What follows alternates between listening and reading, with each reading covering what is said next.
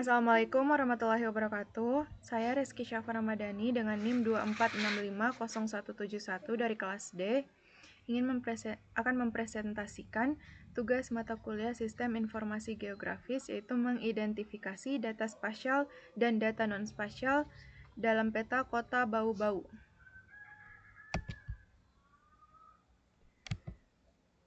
Pertama, apa itu sistem informasi geografis? Sistem informasi geografis sendiri adalah suatu sistem teknologi yang menggabungkan informasi geografis dengan data terkait guna keperluan analisis dan representasi visual. SIG atau Sistem Informasi Geografis memungkinkan pengguna untuk menyimpan, mengatur, menganalisis, dan menampilkan data yang memiliki dimensi lokasi geografis. Sumber data SIG dapat dibagi menjadi dua, yaitu data spasial dan data non-spasial. Yang pertama, data spasial. Data spasial adalah data yang memiliki referensi geografis, lokasi atau titik koordinat di permukaan bumi.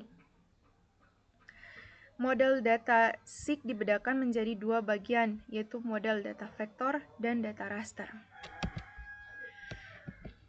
Pada formatnya itu, kalau vektor itu pakai titik, semisal lokasi sekolah, lalu garis atau line untuk sungai atau jalan, dan poligon atau area untuk batas wilayah seperti taman atau batas wilayah. Yang kedua ada raster atau cell grid atau pixel, umumnya itu dari citra satelit atau foto udara. Untuk lebih lanjutnya, untuk model data raster, itu data sederhana yang tersimpan dalam kotak-kotak atau grid yang membentuk sebuah bidang. Grid tersebutlah yang disebut dengan pixel, picture element. Posisi pixel dinyatakan dengan baris ke X dan kolom ke Y. Contohnya itu gambar yang di-scan, gambar digital dengan format JPG, TIFF, MP, dan lain-lain. Yang kedua ada model data vektor. Dalam data vektor itu mempresentasikan data spasial menggunakan titik, garis, dan poligon. Setiap elemen vektor memiliki koordinat spesifik dan dapat menyimpan atribut tambahan yang memberikan informasi lebih detail. Komponen utama model data vektor yaitu titik, poin, garis, line, poligon atau area. Di sini terdapat contohnya, semisal kalau titik itu poin itu untuk mewakili objek diskrit seperti lokasi rumah, kantor, pasar, menara, atau titik sekolah. Kalau garis itu untuk yang rangkaian titik yang terhubung untuk fitur linear, contohnya sungai, jaringan jalan, atau jalur pipa. Kalau untuk poligon sendiri adalah area tertutup yang dibentuk oleh rangkaian garis, contohnya batas administrasi, pulau, bangunan yang luas, danau, atau taman, atau penggunaan lahan yang lain. Data spasial ada dua kan, data raster dan data vektor. Di sini ada contohnya. Kalau data raster itu dia gambarnya kalau di zoom akan kayak pixel-pixel, sedangkan kalau data vektor poligon itu kayak garis, line, poligon, area, atau poin atau titik poin. Yang kedua ada data non-spasial. Data non-spasial atau sering disebut data atribut adalah data yang melengkapi data spasial dengan memberikan informasi tambahan mengenai objek yang direpresentasikan. Data ini itu tidak memiliki referensi geografis langsung, tetapi berfungsi untuk menjelaskan karakteristik suatu objek. Data ini menjelaskan apa dan mengapa mengenai objek spasial tersebut.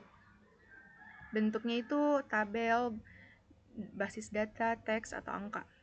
Fungsinya itu ya memberikan informasi detail tentang karakteristik suatu objek tersebut.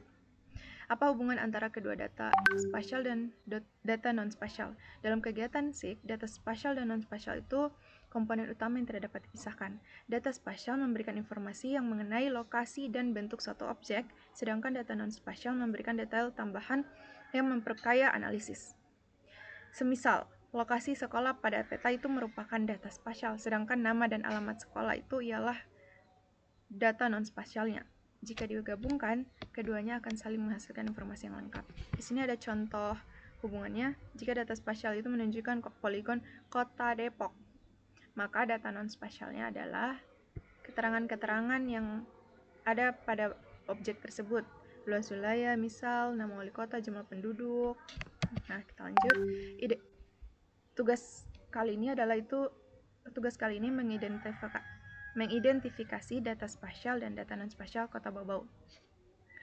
Lebih lengkapnya mengidentifikasi 20 tempat atau objek yang ada dalam peta Kota Bau-Bau terdiri dari jalan, tempat ibadah, taman, kantor, dan kafe. Di sini saya ambil 4 jalan Kota Bau-Bau, yaitu ada Jalan Beto Ambari, Jalan Arteri, Jalan Dr. Wahidin, Jalan Lokal, Jalan Beto Ambari, Jalan Dr. Wahidin, Jalan Raja Wakaka, dan lorong Masjid Jabal Nur. 5 tempat dan saya ambil 5 tempat ibadah dalam Kota Bau-Bau. Ada Masjid Kebaya Mas, Masjid Islamic Center, Agung Kota Bau-Bau, ada gereja, dan Masjid Al-Kausar. Terus 2 taman dalam Kota Bau-Bau, ada Taman Segitiga dan Taman Hijau. Di sini titiknya.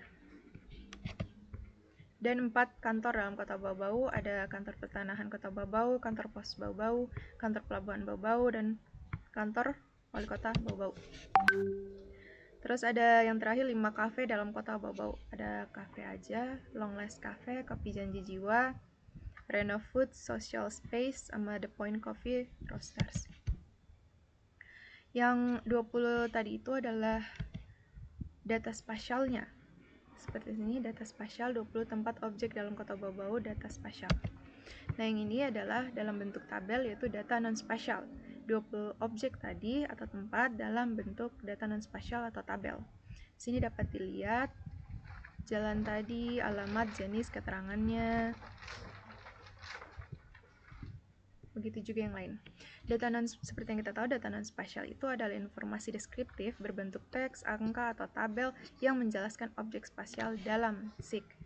Objek spasial dalam SIG beserta keterangannya. Alamat, jenis, keterangan. Yang terakhir ada analisis dan kesimpulan. Berdasarkan data yang diperoleh, objek seperti kantor, kafe, tempat ibadah termasuk dalam kategori data titik karena menunjukkan satu lokasi titik tertentu. Sedangkan jalan termasuk dalam data garis line karena memiliki panjang dan menghubungkan antar lokasi. Untuk taman sendiri termasuk data area atau poligon karena memiliki luas wilayah. Yang terakhir, kesimpulan data spasial dan non-spasial saling melengkapi dalam kegiatan sistem informasi geografis. Berbagi objek seperti jalan, kantor, dan fasilitas umum dapat dianalisis berdasarkan jenis datanya. Maka dapat disimpulkan bahwa SIG sangat membantu memahami kondisi wilayah dan mendukung pengambilan keputusan. Terima kasih, sekian dari saya Rizky Syafa Ramadhani. Wassalamualaikum warahmatullahi wabarakatuh.